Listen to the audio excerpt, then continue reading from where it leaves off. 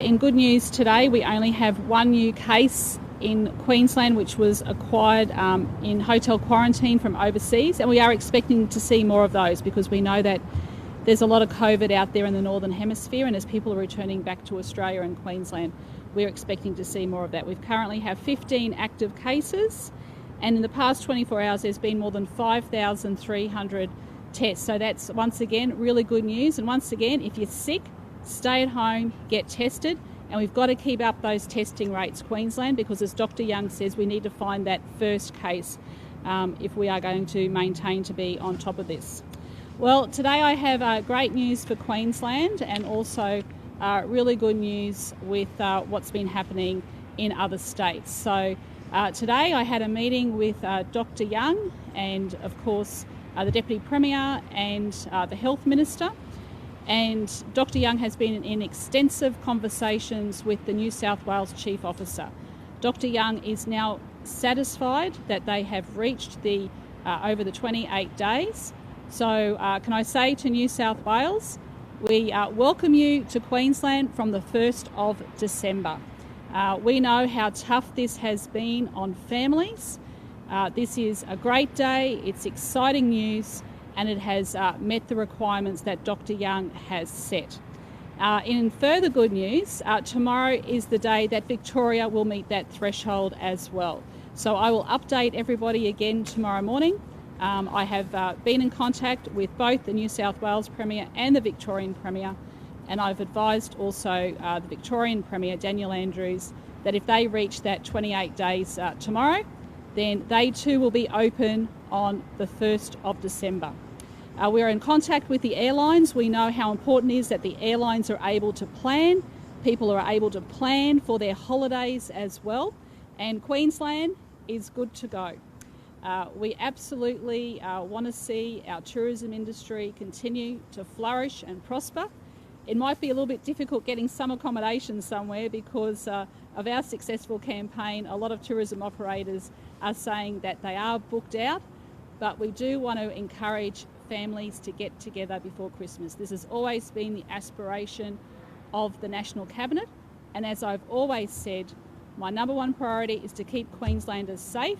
We always act on the advice of Dr. Young, and that is exactly what we have done today. And in relation to South Australia, that will be reviewed at the end of the month, as we do know there is that cluster down there that Dr. Young does have some concerns with, but we will update everyone again at the end of the month. So from the 1st of December, if all things are going well for Victoria, tomorrow both New South Wales and Victoria will be open for Queensland. Queensland families can travel there and vice versa from the 1st of December. I hope this is welcome news. I think it's great news in the lead up for Christmas, but once again that timely reminder for everybody. We need to make sure that we continue to keep up our social distancing, our good hand hygiene as well. That is really important. But once again, thank you to everyone, and can I pay special tribute to Dr. Young and her team, and to both Stephen Miles and Yvette Darth for the great work that they have done as well into keeping Queenslanders safe. So I'll hand over to Dr. Young.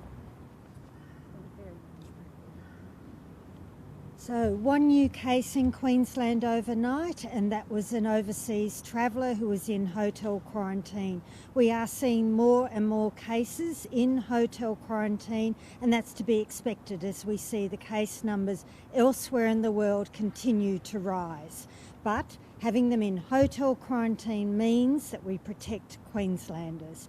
Now it is 28 days since New South Wales had an unlinked case. So all of their cases since then have been linked and able to be traced back to known outbreaks, known clusters, which means that we can reopen our border to New South Wales on the 1st of December, which was always in our planning going forward. And hopefully we will be doing exactly the same thing for Victoria, and we'll see their case numbers today and tomorrow and be able to make that announcement. South Australia, we're still waiting to see how their outbreak unfolds. It's been really good so far. They've had only small numbers, they're up to 27 yesterday. We just have to see what happens in that first incubation period. So we were first notified of a case around 10 days ago on that Saturday. So we now have to see what other cases come out of that. They've had a really good rapid response down there. So they had another case yesterday, which was 8 days after that person had been exposed. So we just need to wait for a little bit longer before we can decide what needs to happen. All of their cases to date have been linked. They've been able to trace them back to that breach in their hotel quarantine process. So that's very good news. The important thing though, and I'm positive that every Queenslander knows this, the important thing is to recognise that this virus is circulating throughout the world, that the case numbers are increasing. We're very safe here because of our international border restrictions, but it could happen at any time. It was so unexpected when they got that case in South Australia, and their hospital system down there is to be commended that they picked up that case so quickly, who presented to one of their emergency departments. So we have to do the same here in Queensland. I have every confidence we will.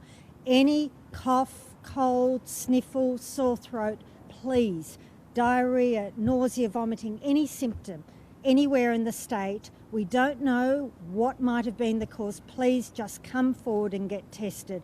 And it is wonderful to see the large numbers of Queenslanders still coming forward. That is so critical, because if we find the first case in an outbreak, we can get on top of it very, very quickly and not have to do all those close downs that none of us want to see. So please, everyone, just come forward if you have any symptoms. That is very, very important. And isolate yourself till you get the result. Thank you. Thank you. Well, today is day 70. Day 70 since Queensland had its last locally acquired COVID case in the community. And that is due to the incredible leadership of the Premier and also the Chief Health Officer and the amazing health team. And I want to acknowledge the incredible work of the Deputy Premier as the previous Health Minister as well. This is in stark contrast to what we are seeing around the world. Millions of cases. We are seeing a significant escalation of the number of positive cases around the world, and sadly, a significant escalation in the number of deaths every day. Queensland, with the announcement today of lifting our borders to New South Wales and hopefully lifting our borders to Victoria from tomorrow, from the 1st of December, can only happen because of the incredible work of the people of Queensland, following the advice and directions that we've put in place. We need to all understand, though, that we need to keep doing this, because with the restrictions of the borders being lifted and the easing of restrictions that we announced on the 17th of November, the fact is Queensland will have some of the lowest restrictions in the country. Compared to New South Wales, although New South Wales is opening its borders earlier, New South Wales have far more restrictions across the entire community of New South Wales, including businesses, compared to Queensland. Our businesses are able to operate at double the capacity of many businesses in New South Wales. More people can be in their homes, more people at weddings and funerals, and especially more people at stadiums and cinemas and events in the art space. That's because Queenslanders have done an incredible job. So now what we ask of Queenslanders is to keep up that great work. Practice good hygiene. If you are unwell, you must stay home and get tested. And importantly, once you get tested, stay in quarantine until you have those results. That is critical, to stay at home until you have those results. And to all of the venues, the businesses, the cafes, the restaurants, the pubs, the clubs, our hotels, we need you to work with us to collect people's details. You are our front line of defence now. So please keep collecting this information. As a patron, as a Queenslander, please make sure when you're going into these businesses that you are checking in your details. Our compliance and monitoring and enforcement teams will be out checking. We will make sure we are out checking that we have compliance so that we can keep our economy open and we can keep easing restrictions going forward. This is a great day for Queensland, and it's a great day for Queenslander and our economy, but we can only do that with the great work and support of Queenslanders to keep doing what we need them to do, and this will make sure that we can support jobs and the economy going forward.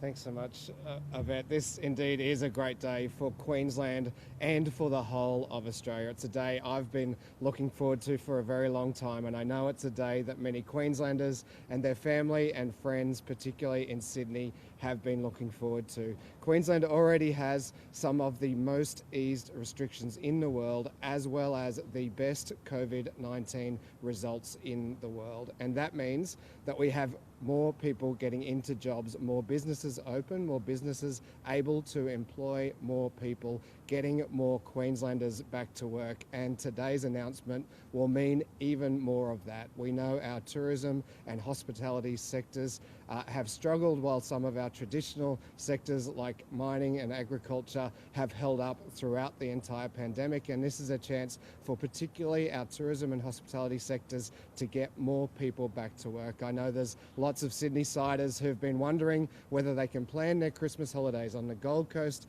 or Cairns or all of the wonderful places in between or north of there, and now we know that they can, and that means that when they come here, they'll be spending money here, creating jobs here, helping businesses here to get more people back to work. It also means that for all those business owners and business people in Sydney who've been thinking throughout the year about relocating some or all of their operations to Queensland, now we know they can. Now we know we want them to, so they can come here, create more jobs here, because that is this government's focus. Our initial, the foundation of our economic recovery plan was always the health response, and now that for now we have that health response under control, we can do more things to encourage economic growth, to encourage businesses to employ more people, and the lifting of these border restrictions will do exactly that. Any quick questions? Well, we'll just wait for tomorrow about Victoria, but I think everything's looking very, very good, very positive. And once again, can I thank every single Queenslander. Every single Queenslander has played their part for us to get to this stage. So well done, Queensland. Sorry? Well, I think we'd have to see a major outbreak. We have been concerned about what happened in South Australia, but that's what is, we need to make sure we're always vigilant, we're always watching, and of course we'll assess South Australia at the end of the month.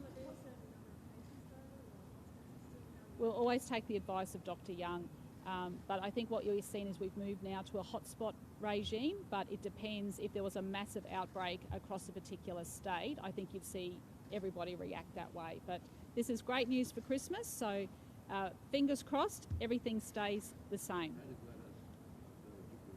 Yeah, no, she was very, very positive as well. So it's wonderful to be back in communication with the New South Wales Premier, and I'm also in contact with the Victorian Premier, as I do on a regular basis, and that's how we all want to work. We want to work in the best interests of our states, but also too, we're all part of a national cabinet, and we want to work in the best interests of all of Australia as well.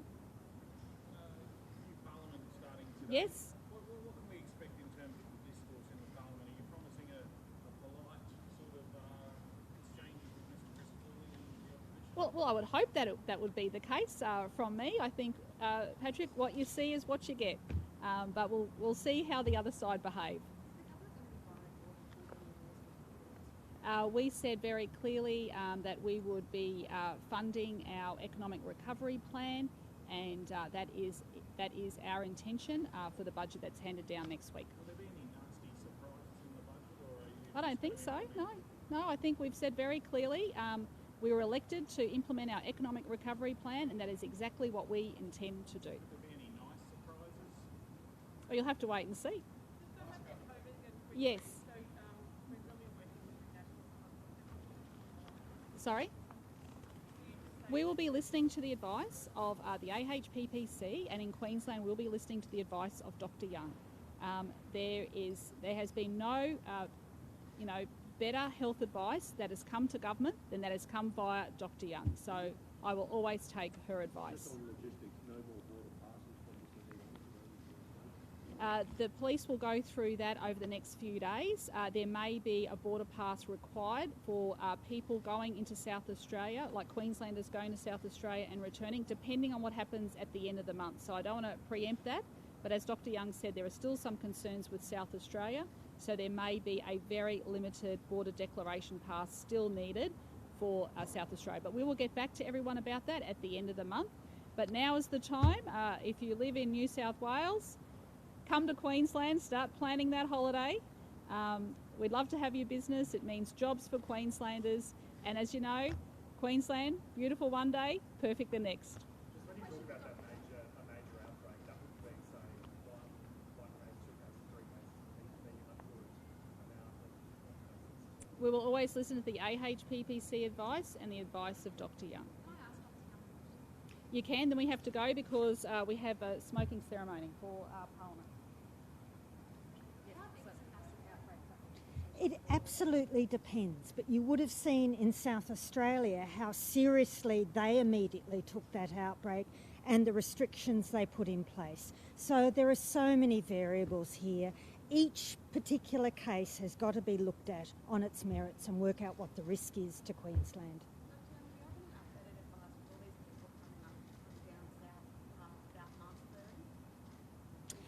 No, I think we all need to have masks available so that if there were to be an outbreak, people could immediately get hold of one. So this is a time to just go out and make sure that in your home you've got some masks available were they to be needed.